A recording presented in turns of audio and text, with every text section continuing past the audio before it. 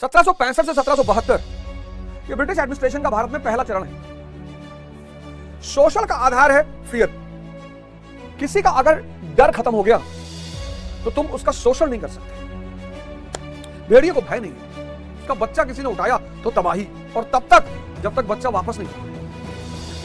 अब सब चिल्ला रहे हैं विश्व गुरु विश्व गुरु विश्व गुरु विश्व गुरु, भारत विश्व गुरु बनना है, भारत को विश्व गुरु बनना है। ऐसे बनेगा? हमारा बच्चा मेडिकल की पढ़ाई करने कहां जा रहा है? हंगरी। हमारा बच्चा मेडिकल की पढ़ाई करने के लिए कहां जा रहा है? चाइना। हमारा बच्चा मेडिकल की पढ़ाई करने के लिए कहां जा रहा है? रशिया। तो कॉन्वेंटेड सिविल सर्विस की शुरुआत की। जैसे ही स्टेट पैदा होगा वैसे ही सिविल सेवक भी पैदा होगा। एग्जामिनेशन, और यहीं से आईएएस में परीक्षा की शुरुआत। अब आजकल वो बच्चा है अभिनव अरोड़ा, उसे लोग सवाल कर रहे हैं। ज्ञान और शिक्षा का कोई संबंध नहीं है। जिसकी दृष्टि सुधर जाए उसकी सृष्टि सुधर जाए।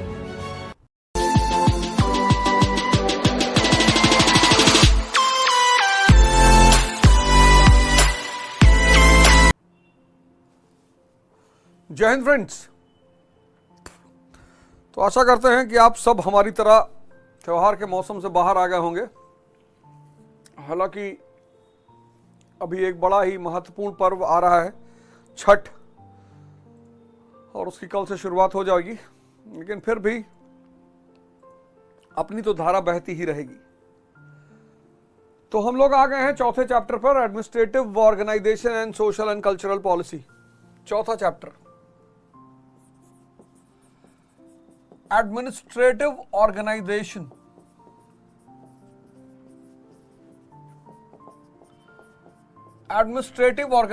And social and cultural policy.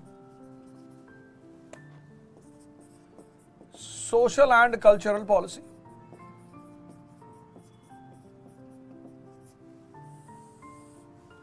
यह है चौथा चैप्टर। बहुत इंपॉर्टेंट चैप्टर, बहुत इंपॉर्टेंट चैप्टर। तो चौथा चैप्टर, नेसेसिटी। अब एक फॉर्मूला है बड़ा प्यारा, necessity is the mother of invention. बहुत प्यारा फॉर्मूला है। किसी भी चीज को अगर समझना हो, किसी भी चीज को, तो सूत्रों को पकड़ो, फॉर्मूलास। नेसेसिटी, आवश्यकता जो है वो आविष्कार की जननी है। जब भी तुम्हें कोई चीज दिखाई पड़े, नहीं पता करो कि इसकी आवश्यकता क्या थी। इस पूरे चैप्टर को तुम इस सूत्र के आधार पर पढ़ सकते हो। सिर्फ यह सूत्र याद रखो, आवश्यकता आविष्कार की जननी है।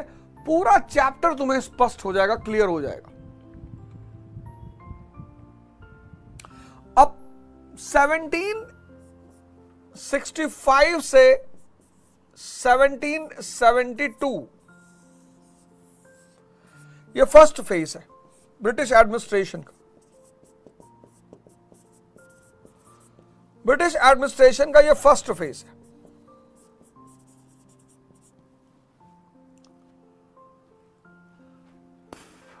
अब Britishers, east India company, foreigners, विदेशी हैं, एंड ट्रेडर्स।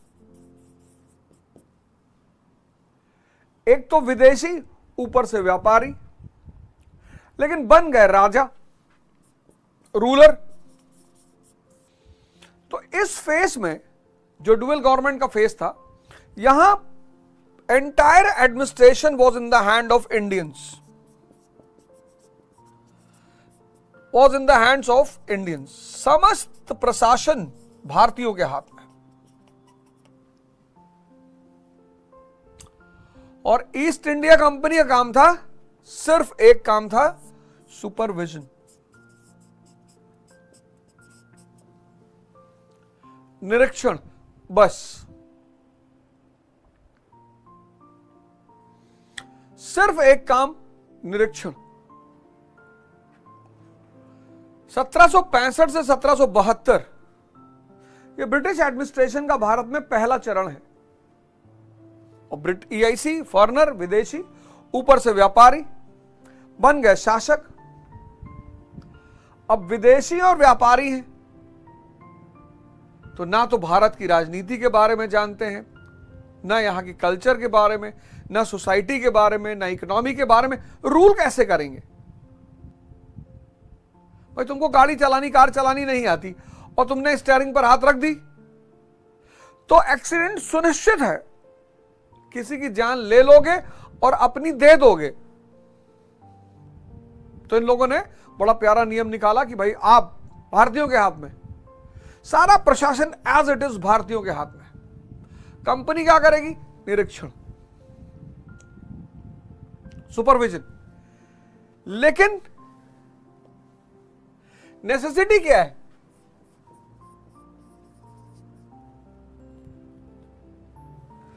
अगर हम इस आवश्यकता को पता कर लें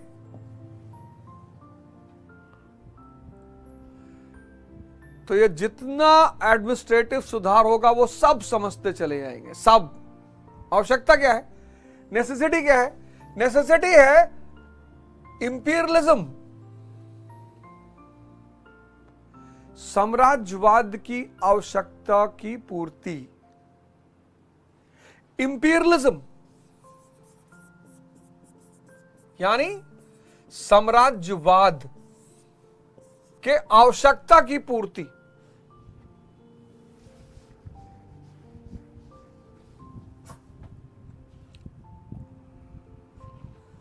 मौर्यन रूल नहीं है, मुगल रूल नहीं है। मौर्यन रूल, मौर्य शासन का सिद्धांत क्या है? वेलफेयर। मुगल शासन का सिद्धांत क्या है? वेलफेयर। तो इनको जनता के हित की चिंता है, मुगल और मौर्य को। इनकी नेसेसिटी अलग है। साम्राज्य, मौर्यों के काल में भारत मौर्यों का उपनिवेश नहीं है, उनका राज्य है। मुगल के काल में भारत उनका उपनिवेश नहीं है, उनका स्टेट है।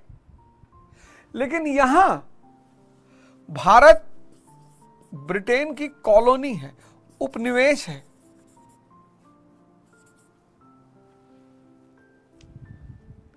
क्या करना है? एक्सप्लॉइटेशन करना है, शोषण करना है। और शोषण का आधार है भय। एक्सप्लॉइटेशन का आधार है फियर।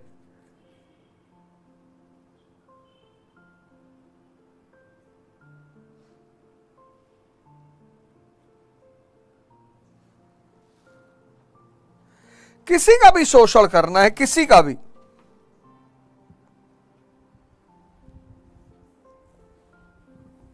किसी का भी शोषण का आधार है फियर। तो ब्रिटिश शासन जो भारत में है, अब इस शोषण करना है और उसका आधार फियर है। तो ब्रिटिश शासन के 3 पिलर थे। कौन कौन से? सिविल सर्विस, आर्मी और police.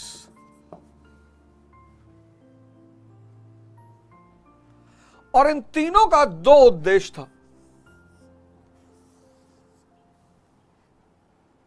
Maintenance of law and order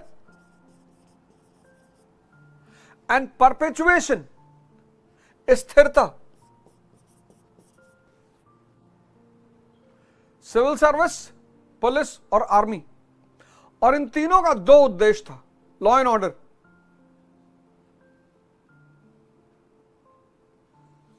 और परपेचुएशन।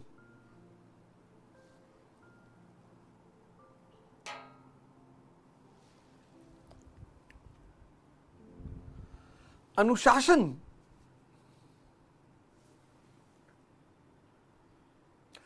विकास के लिए है।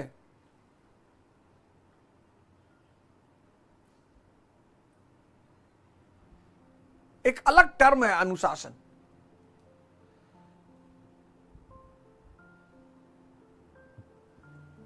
अब शोषण और भय का जो अंतर संबंध है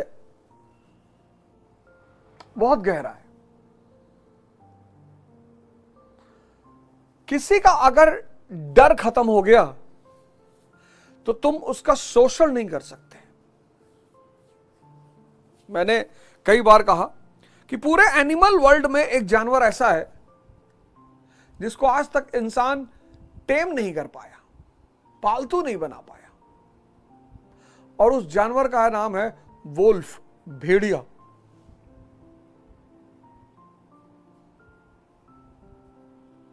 सबको बना लिया, शेर को बना लिया, गैंडे को बना लिया, हाथी को बना लिया। हाथी से तो काम लेता है पूरा।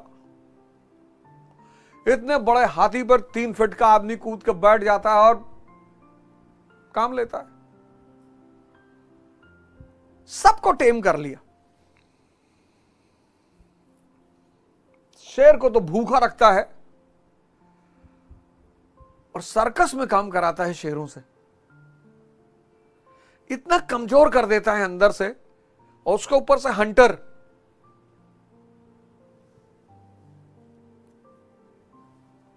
लेकिन वोल्फ, और पालतू बनाने के लिए बच्चा से लाना पड़ता है। आप देखो, अगर आपके घर में पेट्स होंगे, डॉग्स होंगे, तो आप पेट जब भी लाओगे तो बच्चे की अवस्था में ही लाओगे, क्योंकि तभी ट्रेन कर पाओगे आप उसे। अगर आपने 3 साल का पेट ले लिया तो फिर आपके घर में मुसीबत हो जाएगी। फिर वही संस्कार वाली बात। और पेट अगर आपके पास है, आप छोटा सा डॉग लेकर आए और आप घुमाने ले गए और वो आपके आगे आगे चल रहा है, तो फिर वो जब तक जिंदा रहेगा तब तक आपके आगे चलेगा। और जहां आगे आया आपने सड़क से स्टिक मार, आप आगे नहीं निकलने देंगे, तो फिर वो जब तक जिंदा रहेगा पीछे ही चलेगा। आपके ट्रेन करना पड़ता है। इसलिए पेट पालना बड़ी बात नहीं है। बहुत सारे लोग पेट पालते हैं और जब तक वो बच्चा होता है तब तक बहुत प्यार करते हैं। जैसे बड़ा हुआ बिगड़ा। आजकल इस चीज के बहुत लोग शिकार हो रहे हैं। भेड़िए को भय नहीं है, उसका बच्चा किसी ने उठाया तो तबाही, और तब तक जब तक बच्चा वापस नहीं होगा। अब साम्राज्यवाद की आवश्यकताओं को पूरा करना है, इंपीरियलिज्म। भारत की अर्थव्यवस्था किसकी गुलाम है? ब्रिटेन की। भारत की अर्थव्यवस्था और राजनीति को किसके हितों की रक्षा करना है? ब्रिटेन की। तो शोषण होगा, तो शोषण होगा तो लोग आवाज उठाएंगे, तो आवाज उठाएंगे तो ये 3 पिलर काम करेंगे। पहला, सिविल सर्विस, जिसको स्टील फ्रेमवर्क कहा गया। और आज भारत में एक नशा है सिविल सर्विस परीक्षा देने का। लेकिन मैं आपसे कहता हूं कि आप में से जितने लोग सिविल सर्विस की तैयारी करना चाहते हैं, बहुत अच्छी बात है, बहुत बढ़िया बात है। क्योंकि मैं उस फील्ड में हूं तो मैं तो कभी नहीं कहूंगा कि आप ना करें। लेकिन अगर आप करते हैं तो मेरा एक 5 पॉइंट काउंसलिंग प्रोग्राम है, 5 पॉइंट काउंसलिंग प्रोग्राम। आप उस 5 पॉइंट काउंसलिंग प्रोग्राम को जरूर करिए। उसका फॉर्म आने वाला है। जो भी आईएएस की तैयारी में आना चाहता है, उसका एक 5 पॉइंट काउंसलिंग प्रोग्राम है। 5 चीजें अगर आप कर सकते हैं तो आप इधर आइए, और अगर नहीं कर सकते तो कृपया करके अपना टाइम वेस्ट मत करिए। अब वो समय नहीं रहा जब आप आईएएस की तैयारी में आकर 5 साल, 6 साल, 7 साल, और नशे के लिए मत आइए कि आईएएस नहीं बनेंगे तो जिंदगी नहीं चलेगी,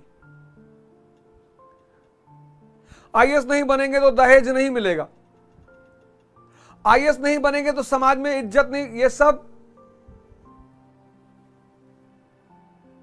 पिछले 10 साल से खड़ा किया गया एक ऑरा है। बड़ी इंडस्ट्री है ना,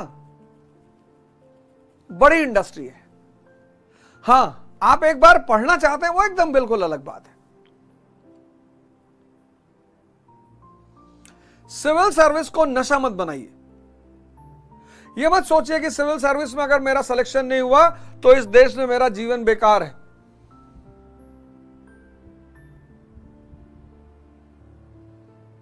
आज के इस पूंजीवादी युग में इतने सारे रास्ते हैं और 20 से 30 सबसे सही समय होता है अपने आप को स्टैब्लिश करने का।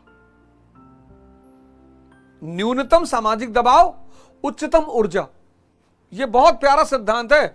20 साल से 30 साल का जो समय है, यह समय जानते हैं, निम्नतम, minimum social pressure, minimum social pressure और हाई एनर्जी लेवल।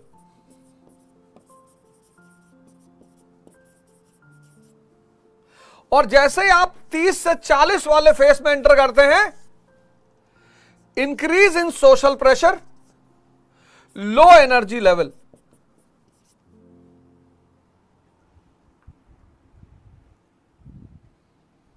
तो मेरा एक सेशन है, काउंसलिंग सेशन, 5 सूत्रीय काउंसलिंग सेशन। जो भी आईएएस की तैयारी करना चाहते हैं उस काउंसलिंग सेशन को ज्वाइन कर सकते हैं। आपको फॉर्म दे दिया जाएगा, फॉर्म आ जाएगा थर्सडे से संडे के बीच में। आप फॉर्म भर लीजिए, उस पर आपकी काउंसलिंग हो जाएगी। कर सकते हैं तो करिए, नहीं कर सकते हैं तो कोई जरूरत नहीं अपने आप को उलझाने की। और सिर्फ 2 अटेम्प्ट दीजिए बस। उसके बाद मतलब मैक्सिमम 1 अटेम्प्ट फुल फ्लेजेडली, पूरी तरह सीरियस, कोई काम नहीं उस बीच में। और अगर आपकी परिस्थिति गंवारा करती है तो दूसरा, नहीं तो फिर तुरंत दुनियावी काम में आ जाइए। सेकंड ऑप्शन को तुरंत पकड़ लीजिए।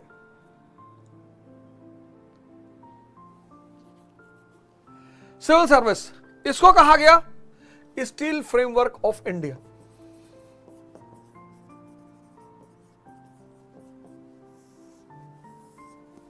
क्यों? Policy making body, policy making body.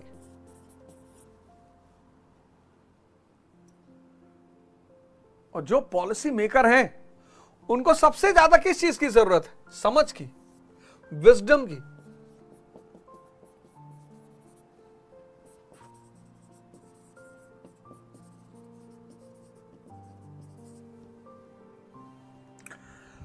अब सब चिल्ला रहे हैं विश्व गुरु, विश्व गुरु, विश्व गुरु, विश्व गुरु, भारत विश्व गुरु बनना है, भारत को विश्व गुरु बनना। ऐसे बनेगा? विश्व गुरु, विश्व गुरु भारत। पहले विश्व निर्यातक तो बन जाए।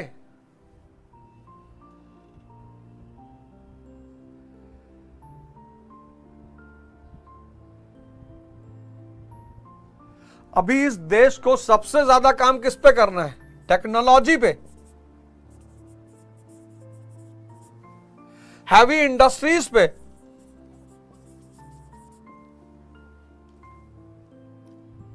हेल्थ पे, एजुकेशन पे।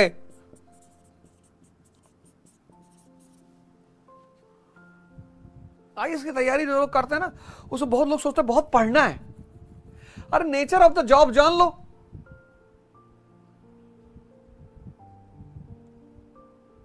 – 1950 में भारत की जीडीपी के सोर्स, 1950 में भारत का जीडीपी, 1991 में, 2024 में और 2047 कहां थे, कहां पहुंचे, कहां हैं, कहां जाना है? कहां थे, कहां से शुरू किया था, कहां पहुंचे?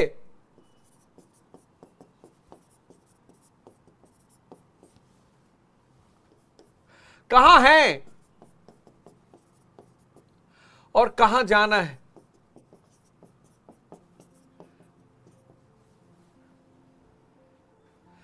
अब इस बात को समझने के लिए क्या करना पड़ेगा? नेशनल इनकम का जो चैप्टर उसे तैयार करना पड़ेगा।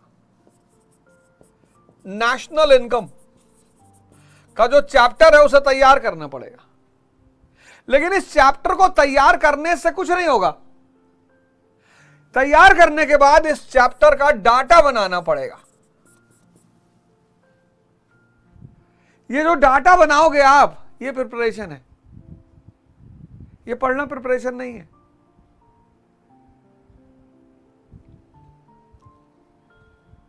इसी चक्रव्यूह में 90% लोग फंस जाते हैं कि यार पढ़ बहुत रहे हैं, क्या फायदा।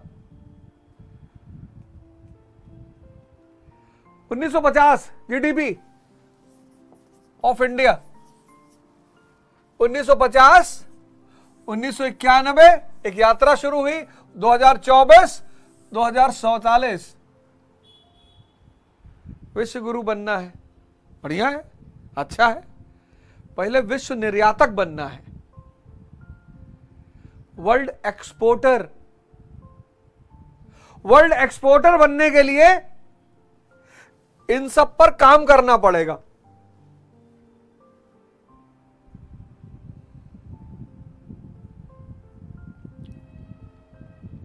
हमारा बच्चा मेडिकल की पढ़ाई करने कहां जा रहा है? हंगरी। हमारा बच्चा मेडिकल की पढ़ाई करने के लिए कहां जा रहा है? चाइना। हमारा बच्चा मेडिकल की पढ़ाई करने के लिए कहां जा रहा है? Russia.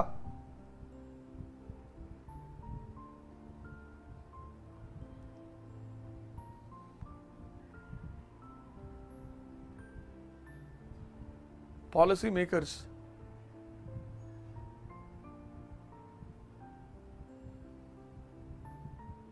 Civil servants are policy maker.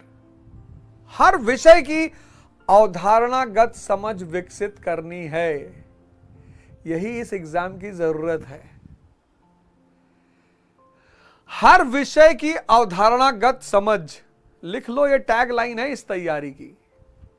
Conceptual clarity of every subject and then applied part of it.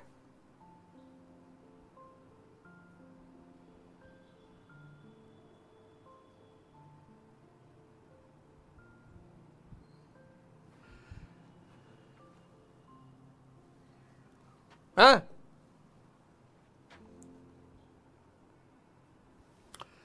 तो मॉडर्न सिविल सर्विस शुरुआत किसने की? Who started?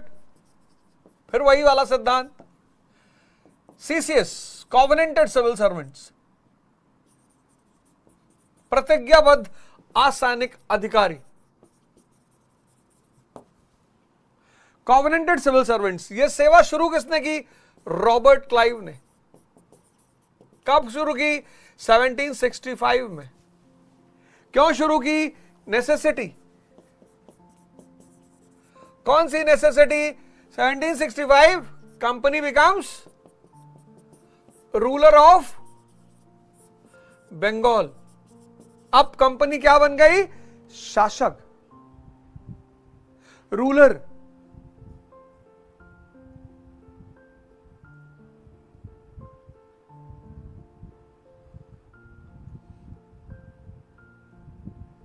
तो अब कंपनी के हितों की पॉलिसी तो कंपनी के अधिकारी बनाएंगे ना। 1765 से पहले जो अधिकारी हैं, बिफोर 1765 के जो अधिकारी हैं, वो तो बंगाल के हितों के लिए पॉलिसी बनाएंगे। लेकिन अब 1765 में चूंकि कंपनी राजा बन गई है, ईआईसी, तो वो पूर्व के अधिकारियों पर रिलाई नहीं कर सकती।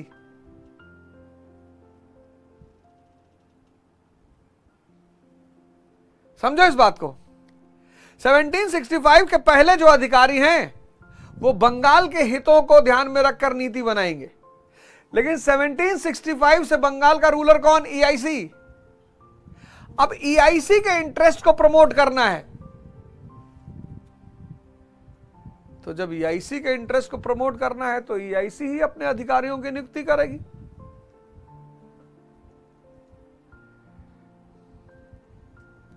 तो कॉवेनेंटेड सिविल सर्विस की शुरुआत हुई।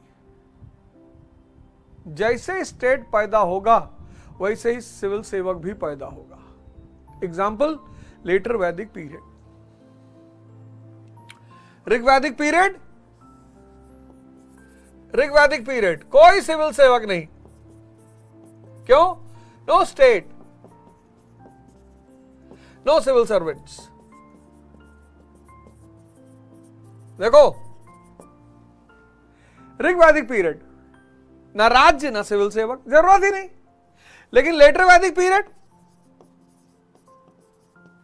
Birth of state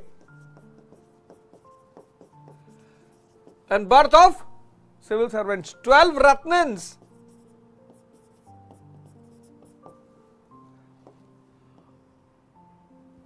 रत्नन्स 12। Buddha period,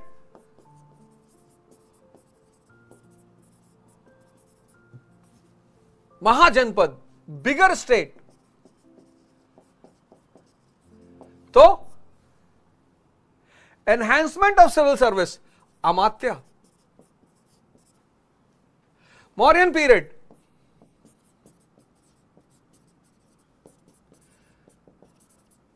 state turns into empire, साम्राज्य। तो peak of civil services, three types, tirthas, the highest civil servants, adhyakshas, yuktas. तो कितना गहरा संबंध है राज्य और सिविल सर्विस का। बॉस, यही डेवलप करना है तुमको। मैं 1000 बार कह चुका हूं, तैयारी मतलब पढ़ाई नहीं, पढ़ाई के द्वारा समझ का विकास। देखो, सिविल सर्विस का राज्य से संबंध, ये देखो। अब कंपनी के हितों को बढ़ाना है, ईस्ट इंडिया कंपनी के इंटरेस्ट को बढ़ाना है, तो ईस्ट इंडिया कंपनी अपने अधिकारी नियुक्ति करेगी। तो कौन से अधिकारी नियुक्त हुए? कॉवेनेंटेड सिविल सर्वेंट्स, प्रतिज्ञाबद्ध असैनिक अधिकारी। किस चीज की प्रतिज्ञा? कि अब आप ट्रेड में पार्ट नहीं करोगे, पर्सनल ट्रेड, प्राइवेट ट्रेड, अब ये सब काम आप नहीं करोगे, आप सिविल सेवक हो। लेकिन 1765 से जो ओपन प्लंडर जारी था, उस पर सब लूट रहे थे, क्या देसी क्या विदेशी, सब।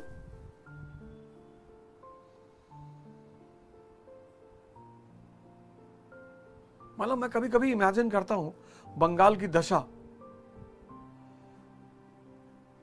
तो मैं कांप जाता हूं अंदर से। बस एक पल के लिए तुम सोचो, एक पल के लिए,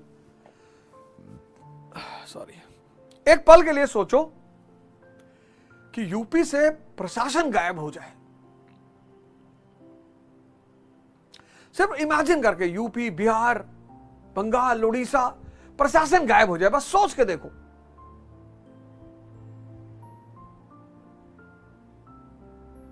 तबाही मच जाए, तबाही।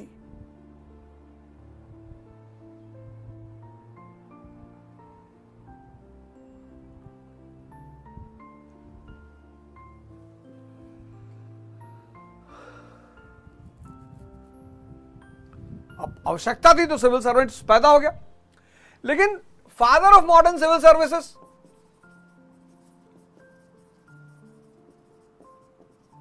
किसको कहा गया? कॉर्नवालिस को। क्यों?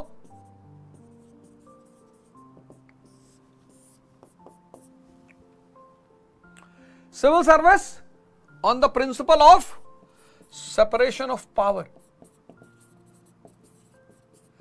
शक्ति के पृथकता के सिद्धांत पर आधारित सिविल सेवा का गठन। शक्ति का पृथकता, सेपरेशन ऑफ पावर के सिद्धांत पर आधारित सिविल सेवा का गठन। कलेक्टर क्या करेगा? रेवेन्यू कलेक्ट करेगा। डिस्ट्रिक्ट जज जुडिशरी, और SP law and order. District collector revenue, राजस्व, डिस्ट्रिक्ट जज judiciary, SP law and order.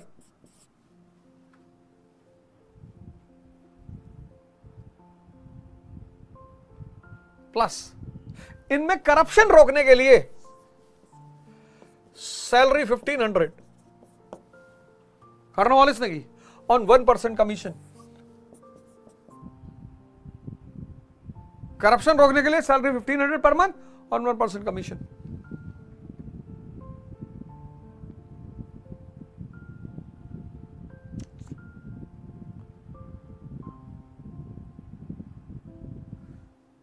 अब सवाल यह उठा कि इन सिविल सर्वेंट्स का सिलेक्शन कैसे होता था, mode of selection.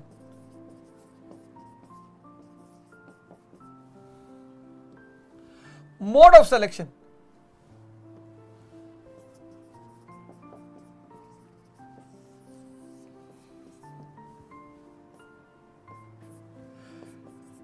Monopoly of court of directors.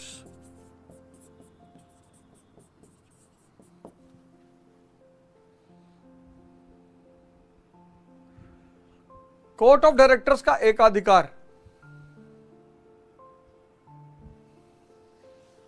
तो जिसको खुश करना होता था, अब ब्रिटेन के किसी सांसद और मंत्री को खुश करना है तो उसके बेटे बेटी रिश्तेदार किसी ने फोन कर दिया कि वॉरेन, हाँ भैया, अरे देख लेना यार, ये गुड्डू ने बड़ा बढ़िया पढ़ाई वढ़ाई किया है, देख लेना जरा इसका एक कुछ देख लेना। अरे भैया क्या बात कर रहे हैं, देख लेंगे। लेटरल एंट्री करा दिया। Court of directors, monopoly of court of directors. लेकिन बट 1784 से दो मालिक हो गए भारत के, कोर्ट ऑफ डायरेक्टर्स और बोर्ड ऑफ कंट्रोल। डिस्कस कर चुके हैं। 1784 से दो boss, court of directors, board of control. अब सिविल सर्वेंट की नियुक्ति जब कोर्ट ऑफ डायरेक्टर्स करेगा तो नौकर तो मालिक की भाषा ही बोलेगा ना। स्थिति तनावपूर्ण लेकिन नियंत्रण में। यह बात इनको बड़ी खलती थी।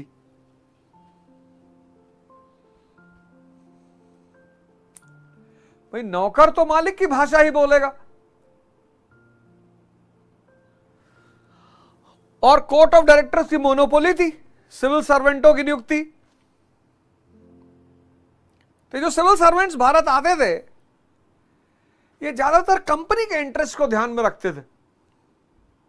इस बात का दर्द था बोर्ड ऑफ कंट्रोल को। तो 1833 में बोर्ड ऑफ कंट्रोल ने कहा, चार्टर एक्ट ऑफ 1813, 33 में बोर्ड ऑफ कंट्रोल ने कहा कि talent will be the basis of selection. योग्यता के आधार पर चयन होगा। ठीक है, अच्छी बात है, पर योग्यता डिसाइड कौन करेगा? Court of directors. तो मलाई अभी भी कोर्ट ऑफ डायरेक्टर्स के हाथ में रही।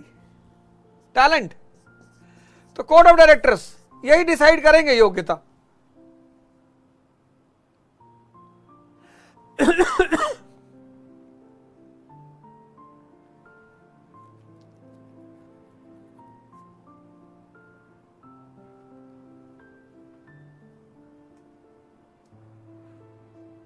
मामला बच गया, मामला अभी भी फंसा हुआ है। कोर्ट ऑफ डायरेक्टर्स ही नियुक्ति कर रहे हैं। तो फिर चार्टर एक्ट ऑफ 1853 ने कहा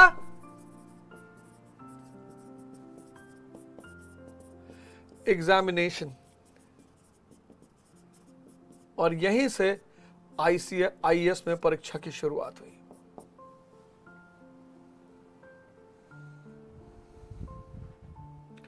यहीं से सिविल सर्विस में परीक्षा की शुरुआत हुई।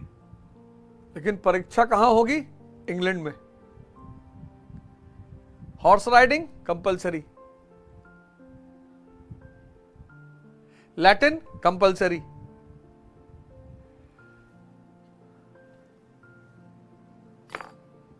Horse riding compulsory, Latin compulsory.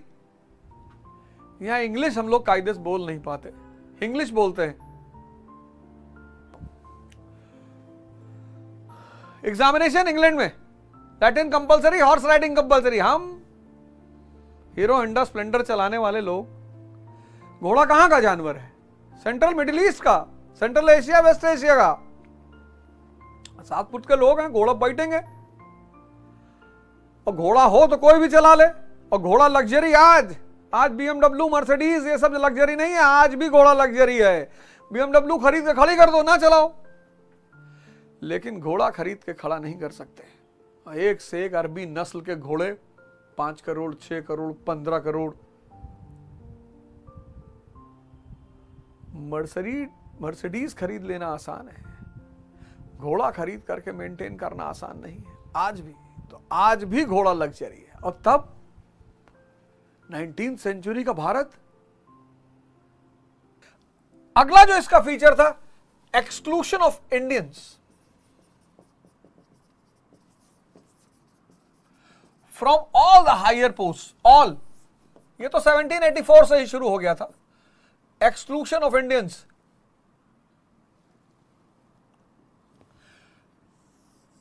Cornwallis ने इसको शुरू किया था। सॉरी, कॉर्नवालिस ने exclusion of Indians from all the higher post including civil services.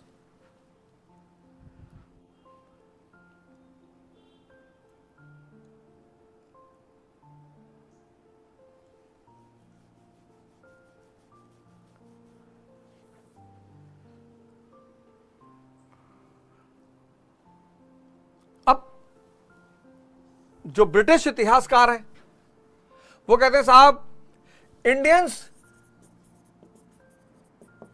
Where unaware about this modern structure.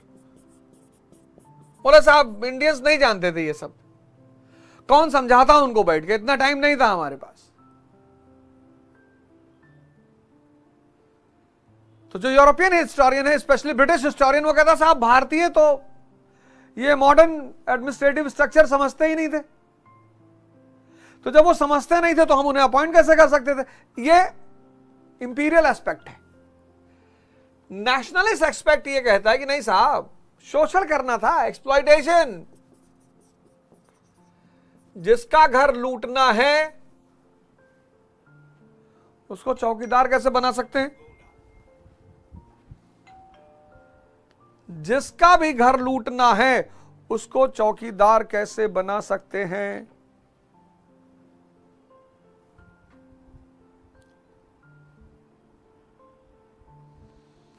Policy maker है ना ये, दे आर पॉलिसी मेकर्स।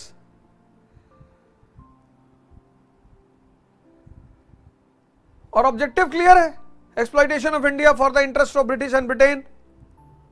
तो भारतीयों को कैसे बना सकते हैं? Exploitation was the destiny of India.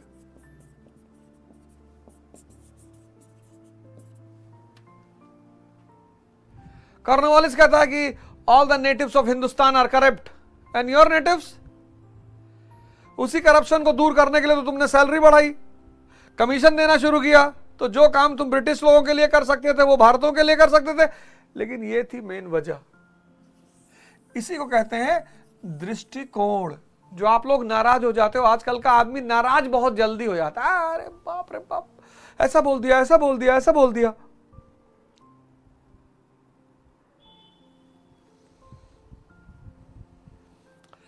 अब आजकल वो बच्चा है अभिनव अरोड़ा, उससे लोग सवाल कर रहे हैं। ज्ञान और शिक्षा का कोई संबंध नहीं है।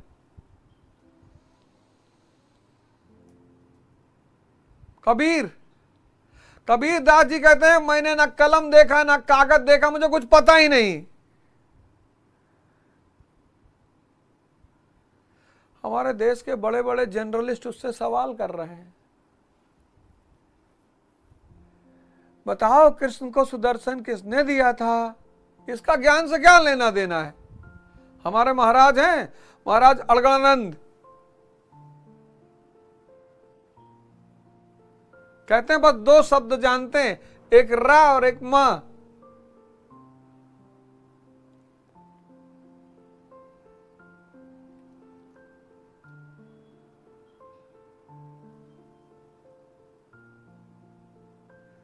ये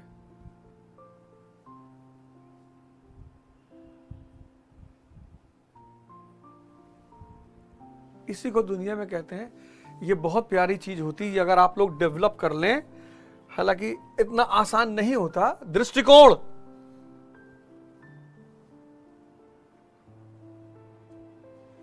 अब फूड ग्रेन डिस्ट्रीब्यूशन चल रहा है भारत में, तो बीजेपी क्या कह रही है? बीजेपी कह रही है कि साहब हम गरीबों का ख्याल रख रहे हैं, गरीबों को भोजन करा रहे हैं। नॉन बीजेपी पार्टियां क्या कह रही हैं कि देश को निकम्मा बना, रोजगार क्यों नहीं दे रहे हो, खाना खरीद लेंगे। दृष्टिकोण,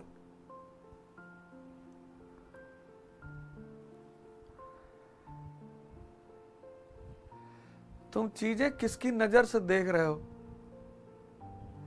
जहां तेरी ये नजर है मेरी जा मुझे खबर है। और इसी सिविल सर्विस को लेकर नेशनल जो मूवमेंट था उसका सबसे बड़ा मुद्दा था सिविल सर्विस, कि भारतीयों को भी एंट्री कराओ। नेशनल मूवमेंट में इकोनॉमी और सारे मुद्दों के साथ साथ जो एक बहुत बड़ा मुद्दा था वो था civil service, Indianisation of higher services, civil service. Army,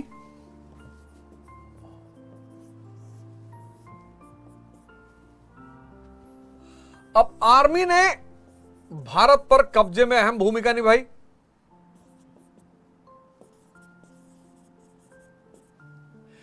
internal stability में अहम भूमिका निभाई और एशिया और अफ्रीका के एक्सपेडिशंस में भूमिका निभाई।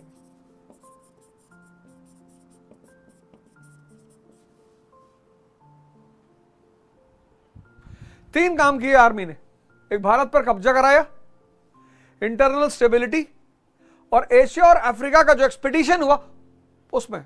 ये तीन महत्वपूर्ण भूमिका आर्मी ने निभाई। इस आर्मी में सबसे ज्यादा इंडियंस,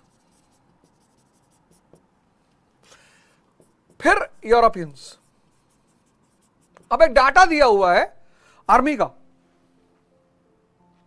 एक डाटा दिया हुआ है कि 3,11,400 की आर्मी थी कंपनी की।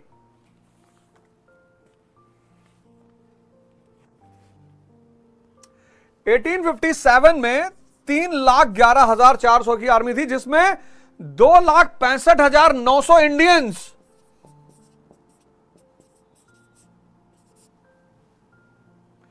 3,11,400,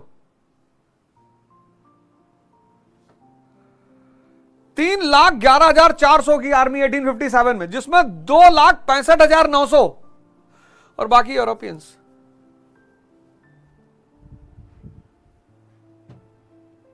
शुद्ध इंडियन आर्मी, शुद्ध इंडियंस की आर्मी। आश्चर्य नहीं होता कि यार भारतीयों ने भारत पे कब्जा करवा दिया? ऐसा नहीं है, ऐसा नहीं है।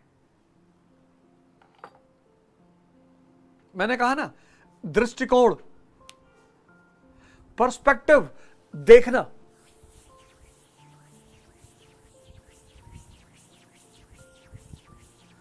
जिसकी दृष्टि सुधर जाए उसकी सृष्टि सुधर जाएगी। सारा जीवन, सारा जीवन हिंदुओं ने बड़े क्रांतिकारी काम किए। उसमें एक भगवान शिव की जो प्रतिमा उन्होंने बनाई है, ओह,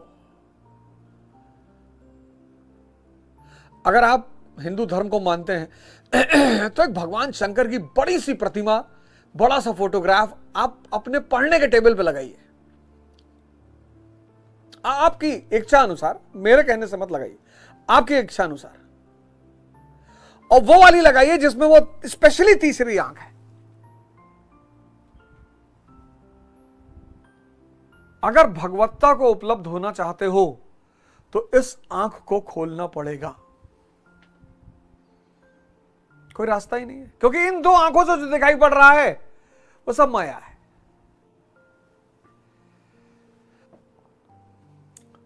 कोशिश करिए शिव जी की वो वाली प्रतिमा, वो वाली फोटो, बड़ी सी फोटो।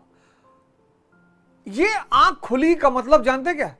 विजन डेवलप शुरू होना, विवेक पैदा होना। अब तुम्हारे लिए अदनान मलिक मुंबई में सेंटर खोले, कल कोई लड़का लाहौर से बैठ के पढ़ रहा हो, कहे लाहौर से खोल लो, फिर ऑनलाइन पढ़ो, साल में 2 बार चले आना, साल में 2 बार चले आना, 10-10 दिन की क्लास कर लेना, ऑनलाइन पढ़ो। तो मैं सबको बोलता हूं ऑनलाइन पढ़ो। देख रहे हो कितना पोल्यूशन है इस वक्त दिल्ली में। तो सवाल यह उठा कि 3,11,400 की आर्मी में 2,65,900 इंडियंस, क्यों? 2 काम किया इन लोगों ने। पहला काम, किसी भी भारतीय को सूबेदार से ऊपर के पोस्ट पर जाने ही नहीं दिया। कमांड की जो पोजीशन है वो सिर्फ यूरोपियंस के हाथ में। Officer lobby only Europeans.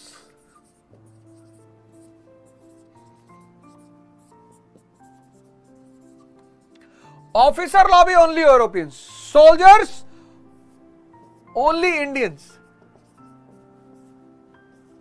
बहुत अगर किसी से खुश हुए तो उसको सूबेदार तक जाने दिया, बस उसके बाद जाने ही नहीं दिया।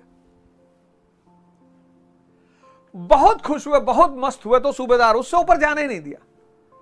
और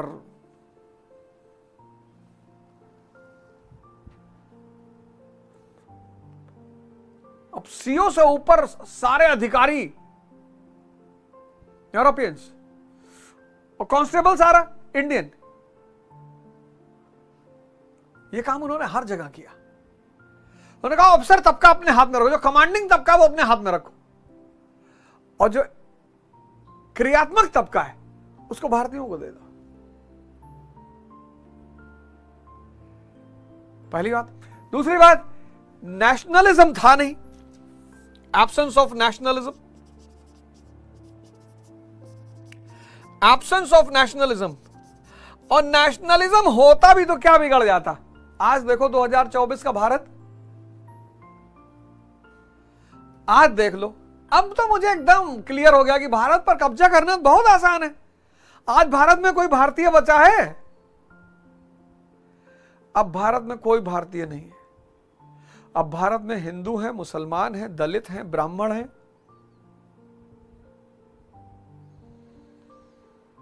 सोचो यार, 80% के आसपास लिटरेसी रेट के भारत का यह हाल है,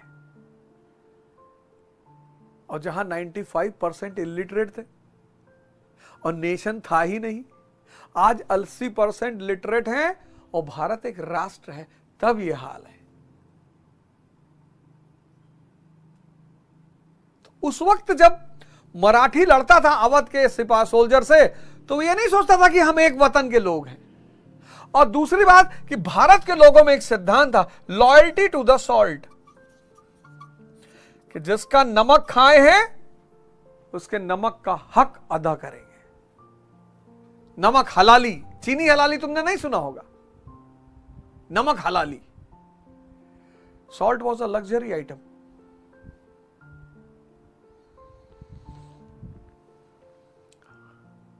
and salt is a medicine. Low BP के पेशेंट के लिए दवा का काम करता है।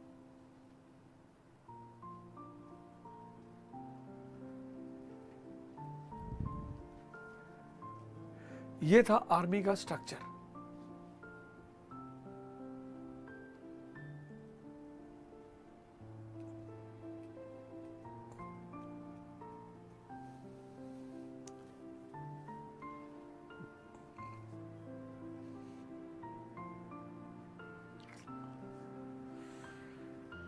इससे तुम देखो, हमारे घरों में अगर पहले नमक गिर जाता था तो लोग पता क्या कहते थे कि नमक मत गिराना, नहीं तो आंख की आईब्रो से उठाना पड़ेगा।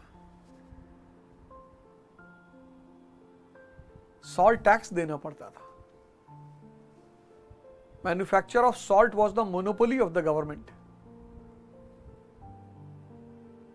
नमक इतना कीमती चीज है जीवन में कि सरकार ने हमेशा उस पर अपना एकाधिकार रखा। तो नमक हलाली। आज इतना पढ़ेंगे और कल से जो है रात ज्यादा हो जा रही, तो और कल से हम लोग शाम को मेडिटेशन भी करेंगे।